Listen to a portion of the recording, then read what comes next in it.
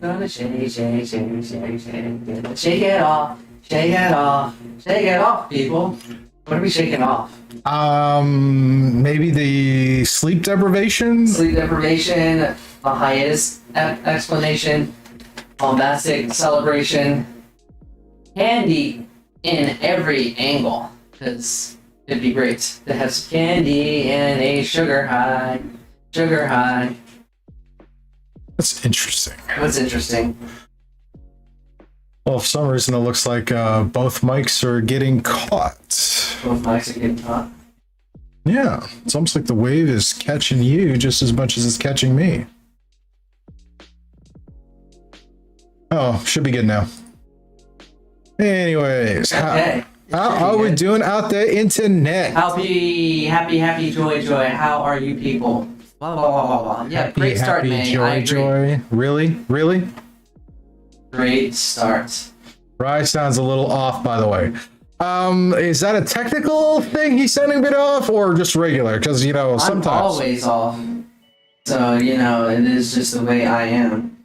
I'm just always off. Mentally, I am tripping on some other things.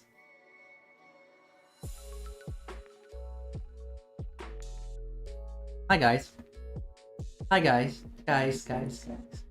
Gals. Technical, May says. Technical? Okay. Sound like there's a distortion or an echo? What do we got? Echo. Live. Wow. That seems to be... It's fixed now, May said. So whatever you did, it's fixed. Oh, that's good. Let's see. See if it was fixed.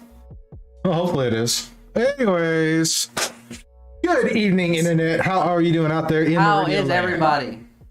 Tonight, it's episode 99 of Scuba and The Ry. We're getting close to that 100. Yeah, we're about to hit triple digits. Triple digits on the show, people, and that's a great thing. Great thing comes up. Okay, looking forward to that. No, let me let's pull up the music and slow down. All right, a couple of things real quick to get that out of the way, because you know we have to do those things every time we do those things. Number one is thank you out there to everyone who is watching this video, whether it's live or afterwards. You're awesome and amazing human beings. We much appreciate it. If this is the first time checking it out, please hit the like button. Also, if you're new here, hit the subscribe and feel free to hit that bell notification if you want to sit there and get notified of future videos as they come out. I keep forgetting I got to do this. See? Subscribe, that button right there above us. There's a button right there. Lots of buttons. Click. So make sure you're hitting those to get notified of other ones. Also, feel free to share this out if you enjoyed this and you wanted to introduce some other people to the content that is Scuba and The Ry. Scuba and The Ry. Next up is a shout out and a thank you to Sirenscape. Sirenscape is a collection of background music and soundboards you can use for your tabletop and RPG experience. They have a collection of soundboards ranging from sci-fi to high fantasy, board games, and everything in between. We've been using them for a couple of years now as our background music for the podcast. Go check out Sirenscape.com for more information on that. Yes, so many buttons. Many buttons. And if you want to support the studio, the best thing you can do is hit that like, hit that subscribe, and hit that and share this out to your friends. But if you want to do more, we have a Patreon. It's patreon.com/Scuba Studio. Feel free to go check that out if you want to consider becoming a patron and be notified some behind the scenes stuff as we work on it. Another one perk right now that we're pretty consistent on is at the end of the live show, we do have a Patreon only live stream, which we do every Tuesday night after Scuba and The Ry. It is an Ask Me Anything type of stream, as well as the opportunity for us to continue and do a deep dive into some of the stuff we talked about or some other things, as well as answer your questions. And of course, probably heavy spoilers on that just because it's a lot of fun. And we do because that's the type of content there. So, yes, very relaxed. all that out of the way, got to apologize. Last week, I was sitting there, I was doing a work video for an upcoming event, and I was trying to put the video together, and I had to completely scrub what I did, re-record everything, re-edit. Since I hadn't touched, I'll be honest with y'all, I ain't touched my editing software in a couple of months. So I was a little rusty. Got to get the joints loosened up, figure out how to do it again. But I was so close to the end, and first pass through, didn't like it, re-changed it again, re-rendered. So it ran a little late, and we were sitting right up in there, and it's like, wanted to get that done so I could get that done for work. And then it was like, all right, and this is my day job, not the studio stuff. So Nope. Studio stuff has its own things, which we'll talk about in a little bit.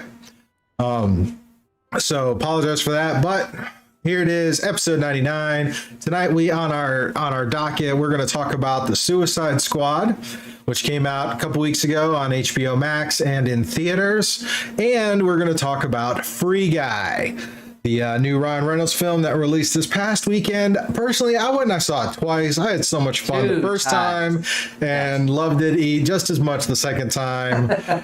So obviously I'm going to be enjoying that one a bit. And we could definitely spend some time talking about how much fun Free Guy was. It is. Suicide Squad was fun too, in a lot of ways a little bit different. Yeah. But we'll get to that momentarily. In the meantime, Ry, my buddy, my dude, what you been up to, man? It's been a couple of weeks. It's been a couple of weeks, but splendid things, wonderful things. It is the end of summer, so, trying to cash in on fun things before fall semester starts, and then when my brain hits the books and I want to pass out like there's no end in sight. But until there's no end in sight, last weekend, a couple weekends ago, we decided to go and do a winery trip. Haven't done it in a couple months. I used to go like every once in a while, but time permit, got to permit time for it. So went up to Charlottesville, visited the Bold Rock Cidery because they released a new hard cider, Honeycrisp cider. So I wanted to check it out. It was a release weekend for it, so I bought me a few cases of that and brought it home. Not only that, we visited a couple wineries, some different ones than normal that I usually visit.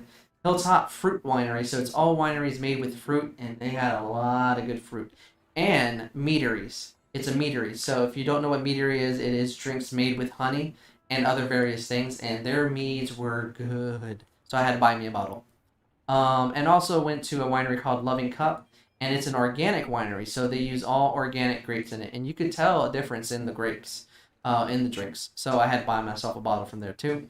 Then hit up the Peach Orchard because I wanted some fresh peach ice cream and bought some peaches for my parents and brought back. This past weekend, there was an anime convention. Finally, return of the conventions. The Superstar Anime Convention was this weekend. It was the second year, because second year would have been last year. COVID made that not happen, so second year was this year. Had a lot of fun in there. Got some pictures, got some new items to throw up in my pop and figurine collection. Maybe too many, but hey, that's what I do. Got a Jin Sakai pop, who is the main character in Ghost of Tsushima. Aragorn, Lord of the Rings. I'm a Lord of the Rings geek, so I want that. And Frieza, Golden Frieza, and Trunks from Dragon Ball Z figurines. Other than that, just hitting up the beach because it is the last hurrah of summer, so I want to get in some waves and beach modeling time. There's a picture on Facebook. You'll see it. Yeah, I saw that. And just training and mentally preparing for school because that starts back in less than a week and a half. So gotta get ready to do that again. That's my 2 weeks in a wrap. What about you, Scoob? What have you been up to, my friend? Oh, a couple of things here and there. First off, chat had a couple of things. Let's see. Got asked, what was the winery called again? The two wineries I went to is a Hilltop Fruit Winery and Loving Cup, a vineyard up near Charlottesville. Can you drop that in the show notes so we can put that in the blog post on the website as soon as we get done? I will. So you guys can check out. Go to scubastudio.com for more info there. Don't worry, Mayflower. You'll get there. You'll get a chance to drink, and trust me, once you are, I will take you to all the festivals in the area. Oh Lord. And farmhouse. That'll be fun. Okay. You know, All things in time. All things in time. Alrighty. What have I been doing? Well, I have been doing the work thing because work has just been a bit nuts. Yes. Like I said, I was working on that video promo for an upcoming for convention coming up. I was asked to use some of my talents I learned over the last year of COVID to do a video. So I got that put together. Also been working on the project house with my dad. This past weekend, this house has used to have a 2-car garage in it when it was first built, but because it was like the model house for the neighborhood, one of the garages was closed off and turned into an office. So the floor has a bit of a dip, as pretty common for any garage. So one of the things we did was we laid out some self-leveling flooring to kind of bring it up so that lay new floor down, you don't feel like you're going to fall downhill as you walk from one end of the room to the other. That pushed me a little bit more than I was used to.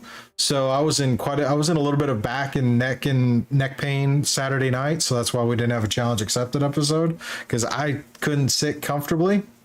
Also spent some time working in the shop on the furniture mod. I've got this leather chair that want to raise up and put on casters to easily move around, which actually last night we moved that chair out into the shop because when I flipped it over to check for putting this new base on, noticed that part of the frame had been giving a little bit. So I got to do some repairs on the structure of the chair before I can finish off the project. But I did get a coat of stain on.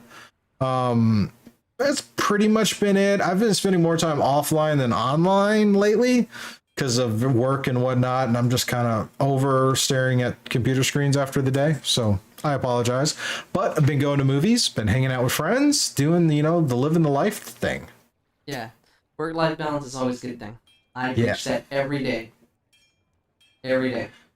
Keeps me from burning out and keeps me from a lot of things. So. Oh, it's nice, especially doing the movie thing. Like, here's the thing: Sunday we went out for breakfast early in the morning, midday, after my fasting time, roughly, which was a good time period. We were sitting there and we were talking about how much fun Free Guy was, and I was like, "Do you want to go watch it?" And my wife and daughter were like, "Yeah."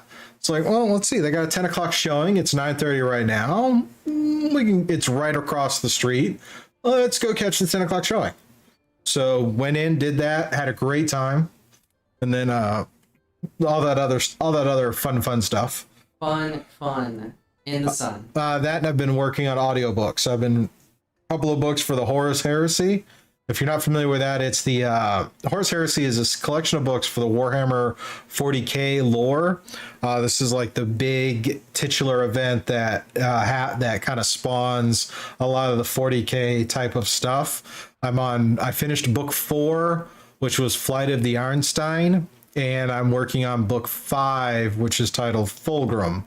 And those haven't been too bad. I haven't had to spend a lot of time playing video games, but been doing the audiobook thing and listening to podcasts. I've been listening to my Back to Work podcast as well as Making It, and my daily Wall Street Journal, just to hear about how crazy the world is getting.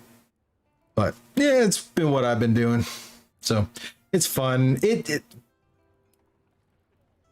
I could see, with all the talk of COVID, I could see it's like, yeah, I'm getting ready to be like not going out again. Yeah, I guess so.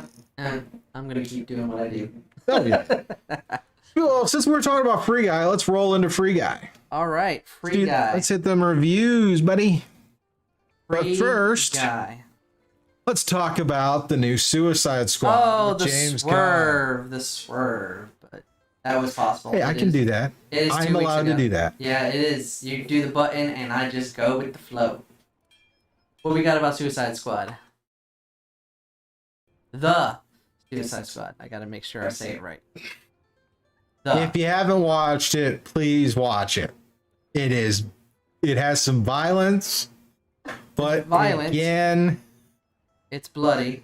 But again, this is the homage. This is the Suicide Squad we should have got the first time around, and this again, shows how good of a James Gunn is when it comes to comic book material. Yes, sir. If you are a fan of Guardians of the Galaxy and have not seen this yet, go watch this. It's a riot. There's so many bits and pieces, and King Shark, Nawe, he's got to be my favorite character in the film. And yes, that's your hand. Nom nom. So, Ry, what'd you think of it? All right. Suicide Squad. Just to give a quick backdrop, it's against their will. A selected group of villains are dropped off on an exotic island for a top secret mission with danger all around. The only thing that comes to mind is who will survive? Who will survive? Because it's a big cast of characters, and being that it is directed by James Gunn, if you're familiar with some of his older works like Slither and some other ones, you know that he doesn't shy away from the violence and the death. So what you have here is a story that crafts a mixture of delight, humor, and drama within the comic book concept. So in the beginning, you get introduced to all the characters. Amanda Waller, who is played by Viola Davis, recruits a bunch of villains against their will. They're chosen because of either unique powers or skill sets. I don't know how Weasel plays into that, but whatever. They are tasked to infiltrate Corto Maltese and destroy an illegal scientific activity. We don't know what it is because if you know the comics, Amanda Waller always has an underlying thing to the mission. She never gives the complete briefing to her people, even the people that she supposedly trusts. So, from the quick introductions, the story moves quickly through all the comic book cliches towards a journey that is very ironic within its realism. Even when it's violent and bombastic, but what makes this film so good is the rambunctiousness sense that James Gunn delivers in his writing. Oh, real quick. Comment. Still trying to decide if should watch this. Haven't seen the first one. You don't need to see the first one. You don't need to see Birds of Prey. You could watch this one by itself because it is not part of a series. This is an independent of the DCEU, other than these are characters within the DCEU. Just because we have members of the cast who were in the previous iterations does not mean this is a continuation of their stories. No, it's not. In terms of some kind of sequence. So totally don't waste time watching the first one. Watch this one. It is an absolute riot. Okay. Yep, it does. It even purposely mocks this first one and tries to ignore it as best it can. But anyways, once you get through all those quick introductions and laying the foundation of the comic book scenario, what elevates this film starts from the beach scene. From the beach scene, you start to get that driven, strong, and raw detail that is James Gunn writing, where it's very genuine, very vibrant layer with characterizations. What makes this film is the leading cast, and the leading cast, you have people like Idris Elba, Margot Robbie, John Cena, Joel Kinnaman. John Cena was definitely a delight, and it shows his comedic chops in here. And what makes this film so great is the relations that's formed between this group through the dark humor and the subtle innuendos. And that strong dynamic creates an authenticity that builds upon that inventive dialogue and raw action and individual skill sets that you see. James Gunn is a masterful writer and very in tune to the characters. That what this does, it lifts us beyond any of the slapstick, any of the over-the-top action. It makes it feel fun, lively, and actually colorful in a very crazy way. The nice thing about this is you have so many different characters that you actually feel for each of the characters, even the ones that die in the first 10 minutes of the movie. He finds a way to even briefly have some kind of connection to them. And then each of them in terms has a really good kind of thing, which was something that I can definitely see was lacking in the first Suicide Squad, because the first Suicide Squad film, the humor felt forced. The editing was terrible. The acting outside of three people was very borderline. was this one, and the thing is, and this was a great parallel that I was reading. Is like when you watch the first Suicide Squad, that you knew at the introduction of the squad who was the one who was going to die first. This one, when they introduce the squad, you have no idea who's going to die until they start dying. Yes. Granted, spoiler, if you're seeing this picture, you know most of who survives at the end. But it's the fact that they have this kind of rope-a-dope, and it feels like there's actual stakes in it for the squad members. And now we mentioned that you didn't have to watch Birds of Prey or the first Suicide Squad going into this one. However, there's only one aspect of each of these three films that is worth watching, and that is Margot Robbie's evolution of the Harley Quinn character from each film. She first plays the character in Suicide Squad, very kind of amped up, over sexualized, all that craziness, and then in the second in Birds of Prey, you start to see a little more depth in the character, and then in this one you see a lot more, and there's actually several Easter eggs that if you paid attention in the first film and then watch this one, you notice some things have changed, like some of her tattoos. So I'm not going to tell you what changed in the tattoos, but you got to check and see it. But you see even though it's kind of hit and miss, even though it's kind of blink and you miss it if you didn't watch the other ones, you can actually tell there's some character growth. Yeah. I think Peter Capaldi as the Thinker was a great element to the film, even though he doesn't spend a lot of time on screen, but everyone's moments on screen are really fun and kind of back and forth. Yeah. So I felt it was a solid 3.5 out of 5.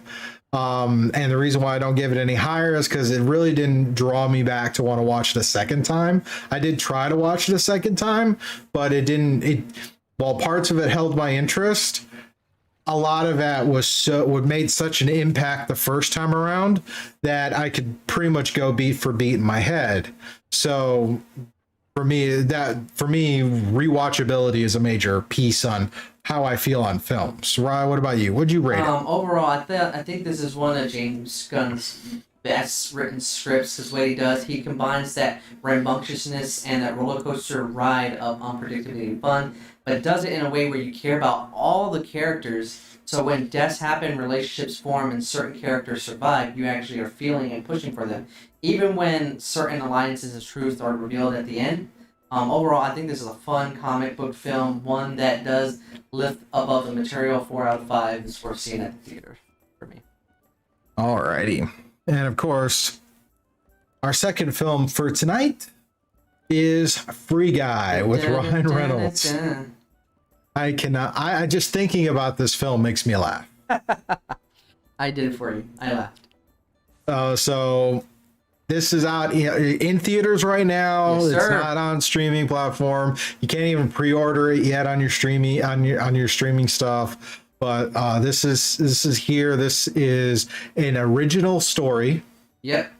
As weird as that sounds, this is an original story. Original and genuine. There might be some inspiration, but that's some deep cut inspirations. Yes. For this film, but this is Ryan Reynolds is a background character in a massive open world battle royale type video game. If you think Fortnite, Grand Theft Auto, and I don't know, any of the pay-for-play service games out there, you were to just kind of be put in a blender and spit out, this is what you'd get.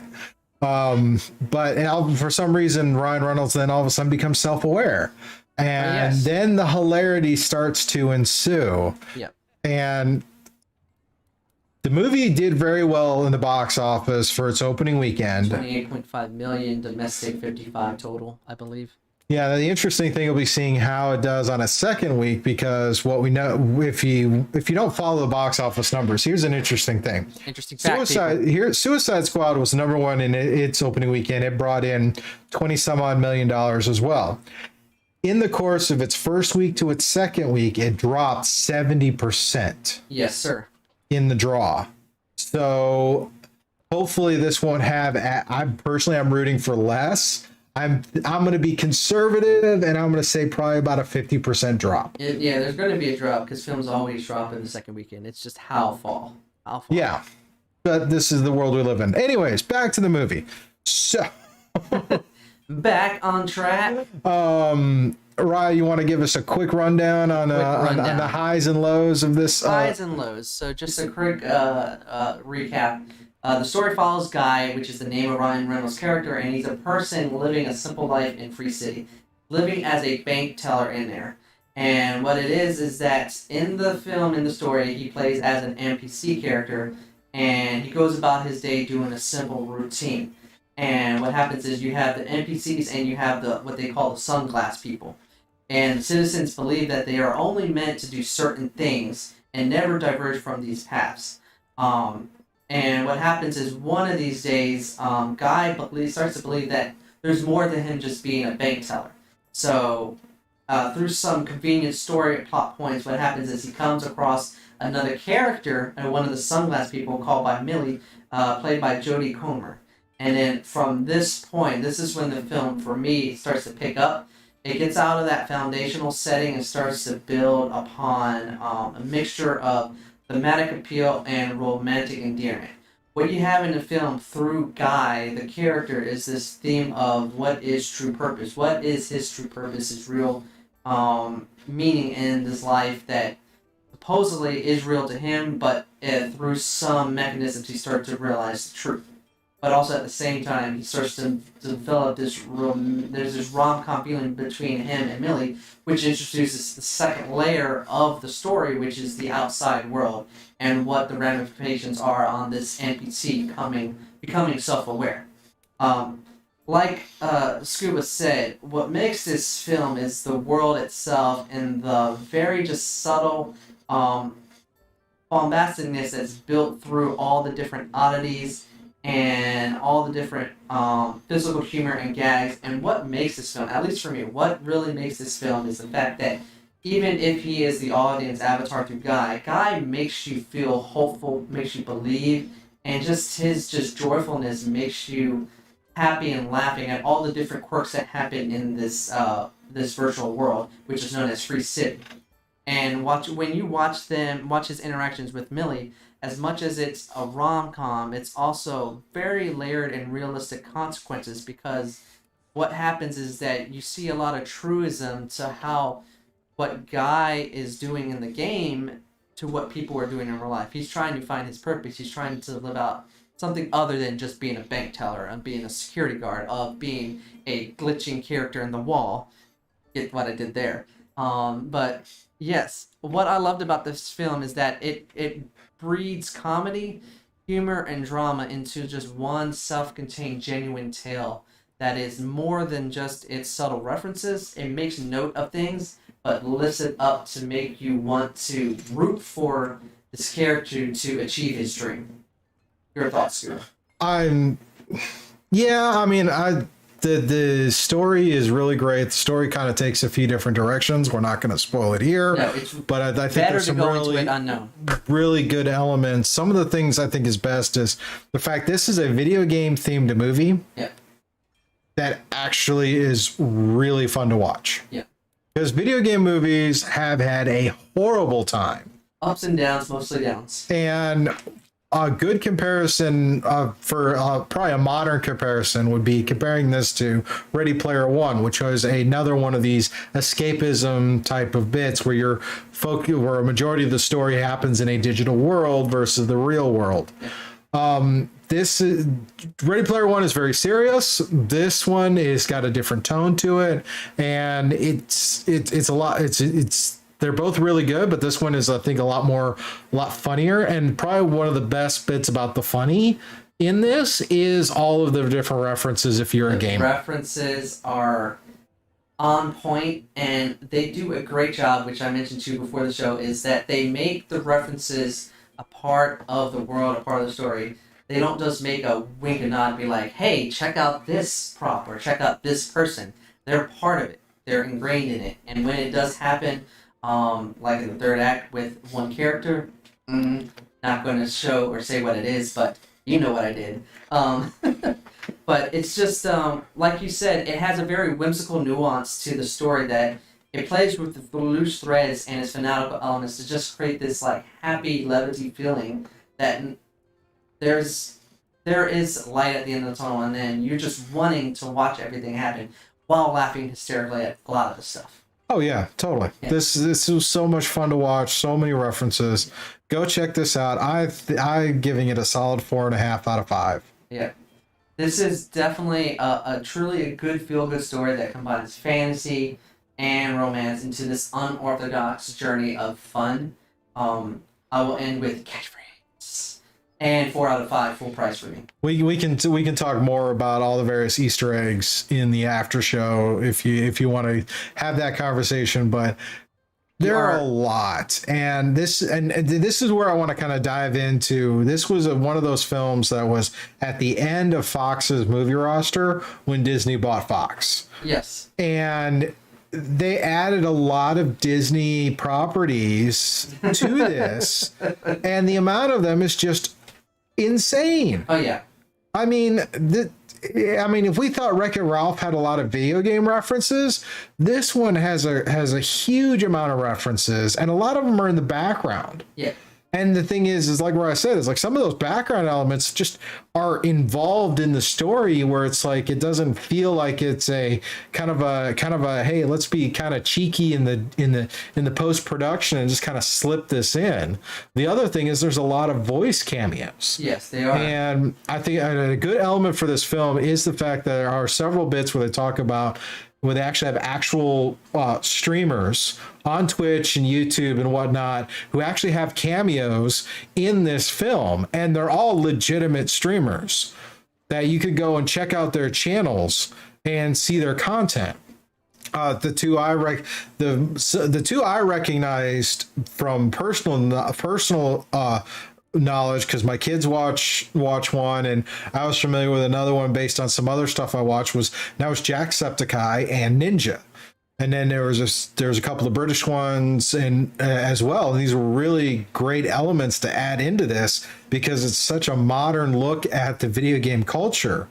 And guest cameos, I have to say this, is as far as cameo performances in the film, the one I was totally shocked to see and had an absolute riot laughing at was Channing Tatum being in this film as a cameo character. Self-referencing, fourth wall breaking, hilarity singing.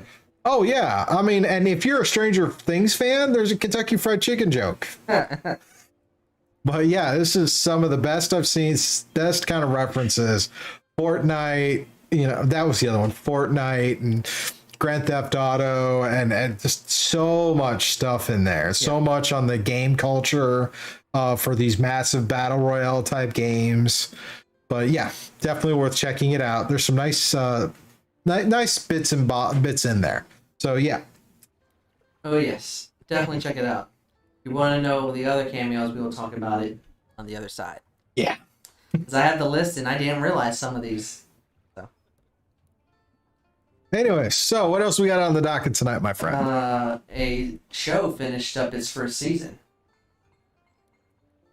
Oh, that's in a right. galaxy far, far away. That's right. We can do some chatting about the Bad Batch on Disney Plus, the latest in the Star Wars animated stuff, which is convenient because this is our 99th episode, and we're going to talk about Clone Force 99 for a few minutes. How ironic how fate plays us perfectly. I like that. That is definitely that's definitely kind of interesting. But yeah, they had the final episodes for the season was a two-parter. Follow Camino. I think if you have Disney Plus, go check it out. It's actually really interesting because this is that bridging series between the events of the Clone Wars and then Rebels and the original trilogy. And it's a nice thing because this is like right after the end of the Clone Wars and everybody's trying to figure out what they're doing. Yes, sir. And I thought it was really good. I mean,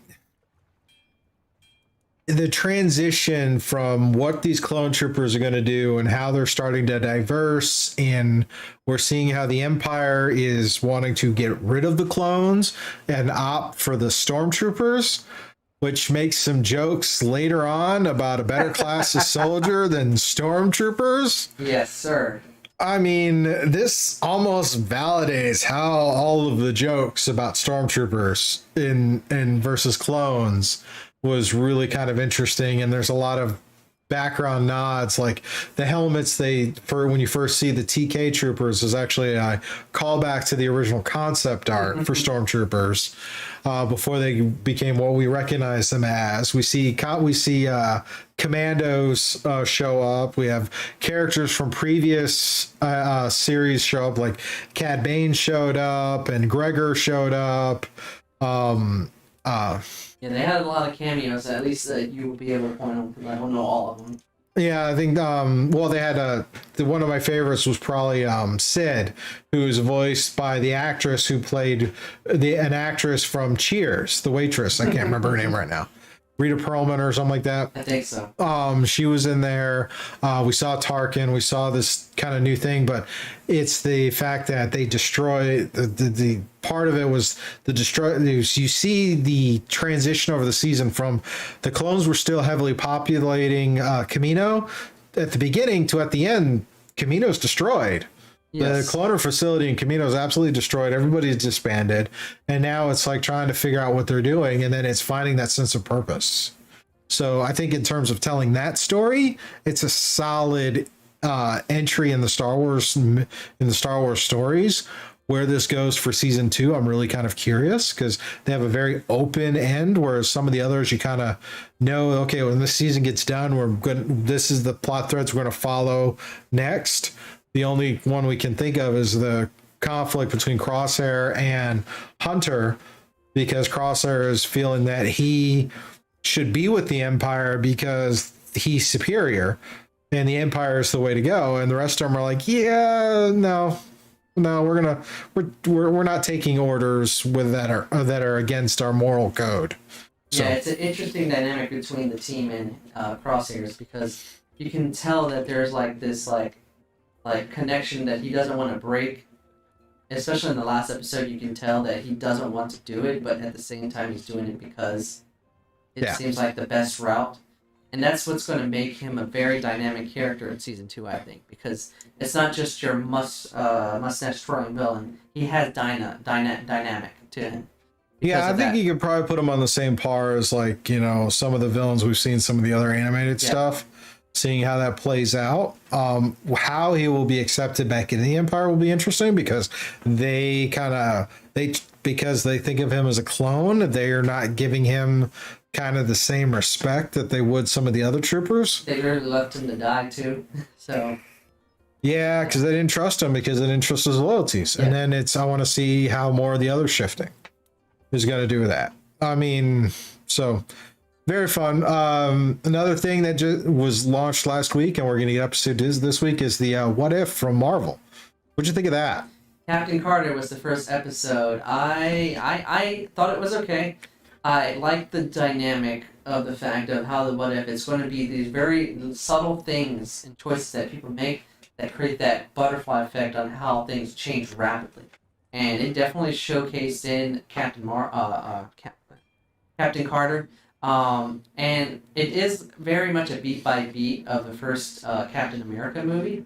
Yeah, it's literally we're taking a 2-hour movie and we're consolidating it to 30 minutes. Yeah, they just take the major scenes and just kind of changed it up. But I like the fact that even with the subtle changes, there was dramatic changes and relationships and lives saved and lives lost in different ways. So. Yeah, it's interesting to see how things kind of compound based on how one decision in one place that ripple effect for a decision. Yeah.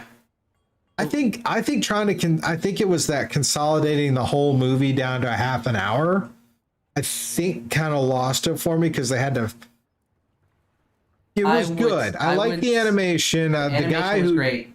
Yeah. The guy who's show running this or directing this, he has done Samurai Jack. He's done Jackie Chan Adventures. Which was a fun, underrated show. Yes, it was a great underrated show. But he's got some ability with animation, direction, and stuff like that, which is cool. But I felt it was just too fast.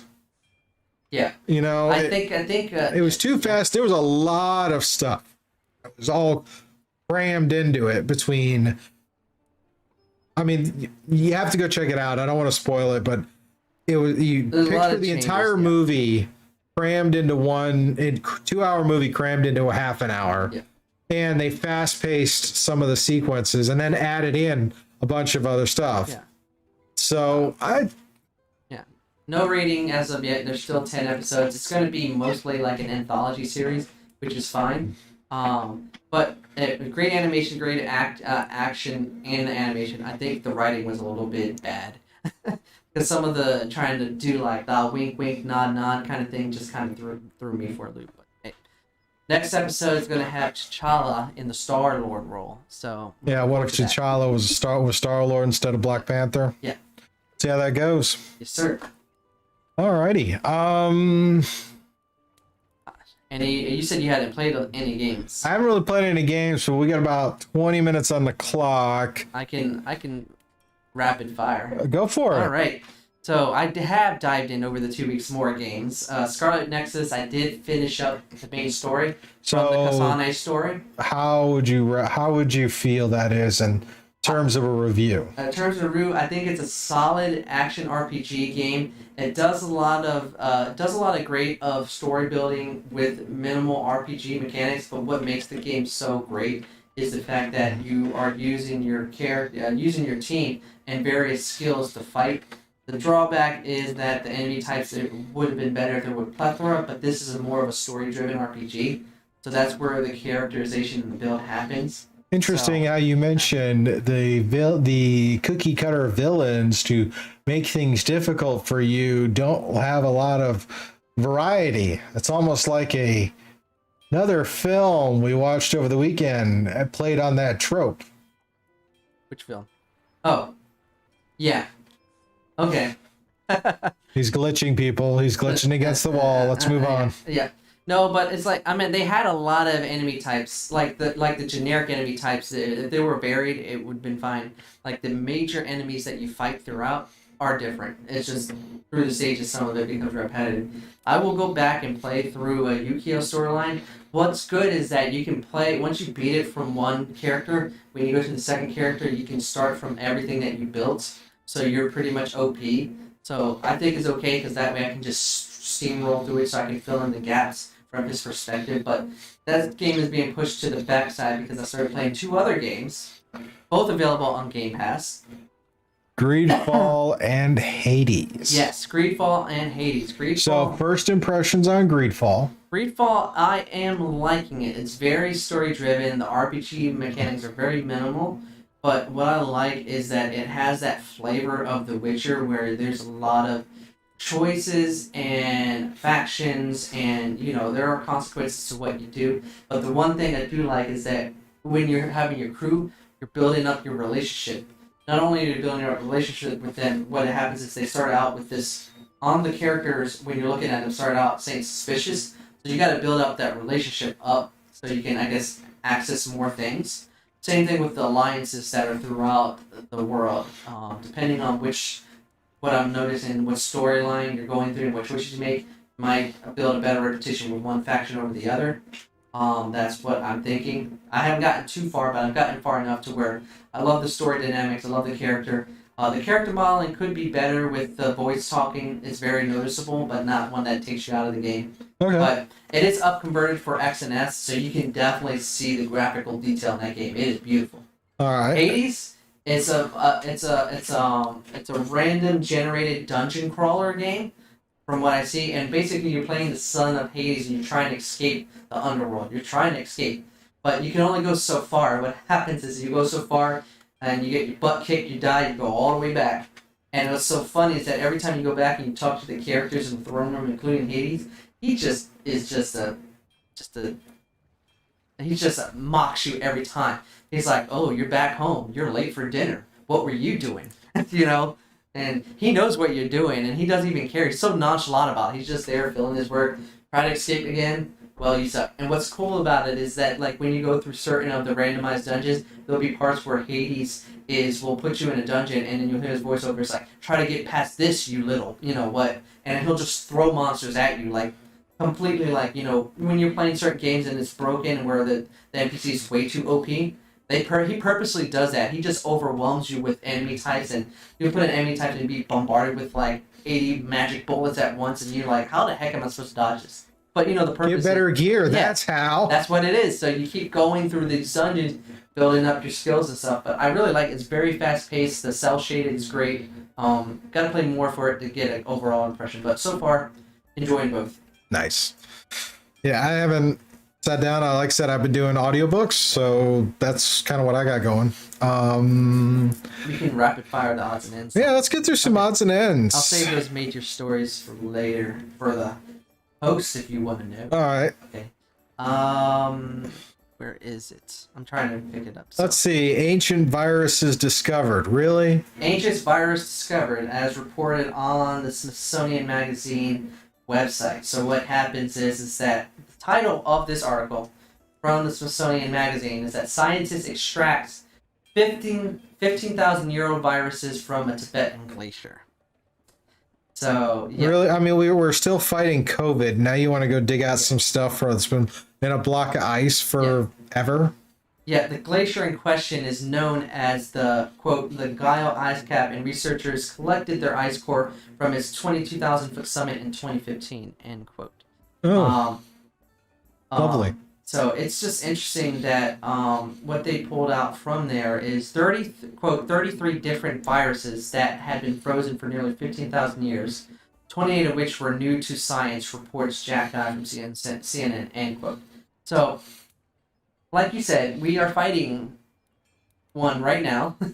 And now you just dug up 15 more you never heard of. Yeah, I see this as a twofold approach.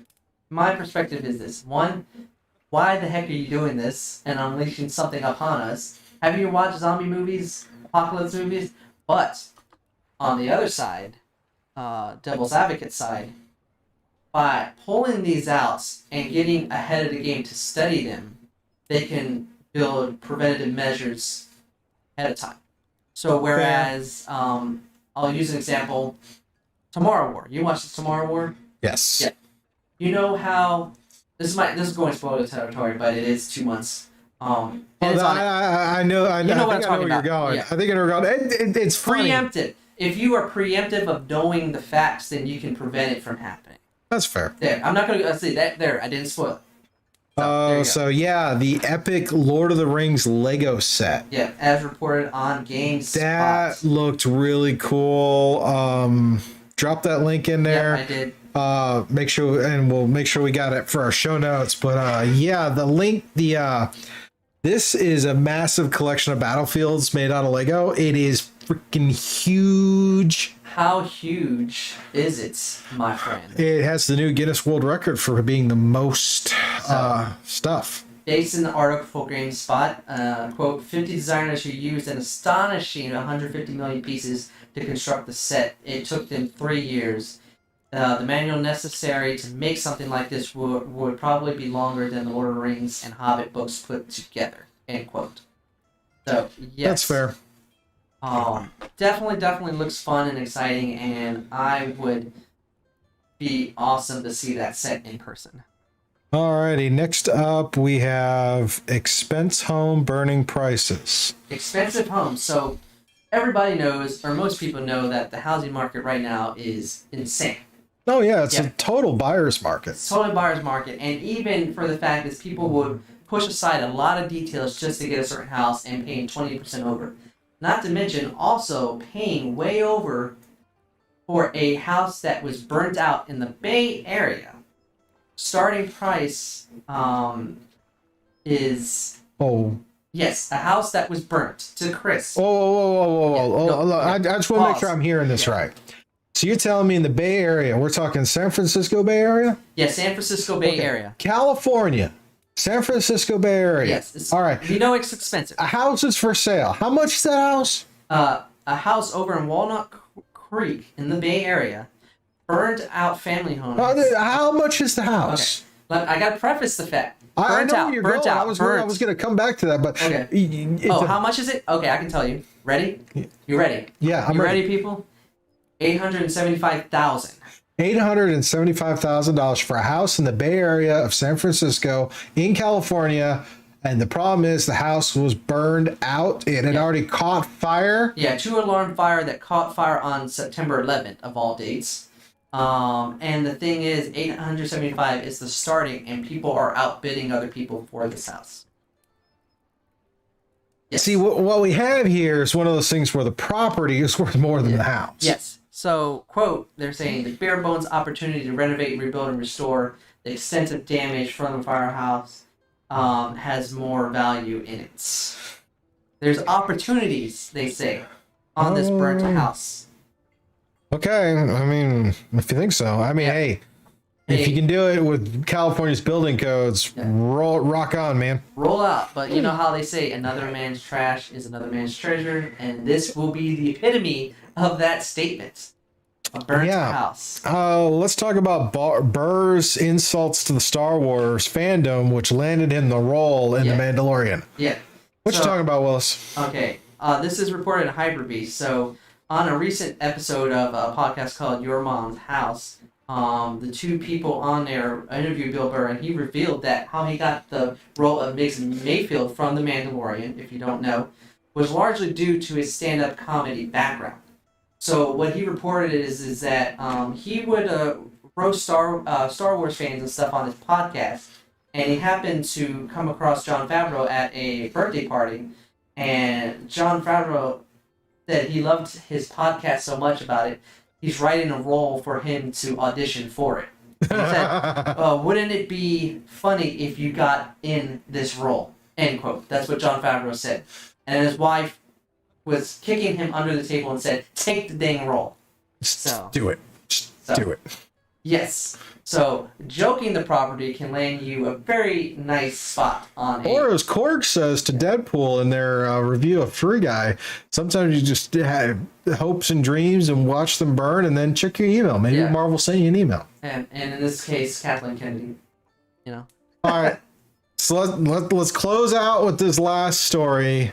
This last story, you're talking about burning calories because, you know, I'm a big guy trying to be a small guy. We've discussed this. Yes, we have. But now there's a study out there that validates video game playing to burn calories. Yes. Article reported in uprocks.com. All right, what kind of science are we talking here? Well, so, I mean, what is this? As reported, this is an article that's reporting also from the Daily Mail. Quote, a recent study conducted by the company behind the competitive mobile gaming app Stakester has revealed that playing video games burns way more calories than what you expected. All right, the research, when they did their study, male gamers generally burn up to 420 calories over an intense 2-hour gaming session, while women also burn up to 472 calories in that gaming session. What do they mean by intense gaming section? To conduct the study, the researchers used smart devices to measure the heart rates and calories burned by 50 gamers while they played FIFA and Call of Duty Warzone for 2 hours. So by monitoring them, the final results revealed an average of 210 calories per hour while playing the game, and female gamers 236 per hour.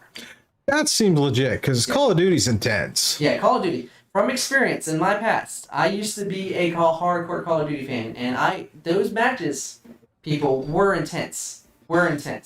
I mean, yeah, I could see it. It's not like somebody, playing solitaire is going to have that kind of intensity playing as opposed to Call of Duty. But they say 2 hours of intense gaming is equivalent of 1,000 sit-ups. So, play 2 hours of Call of Duty, do 1,000 sit-ups. You make the call, Roger. What are you doing? Yeah. All right, so.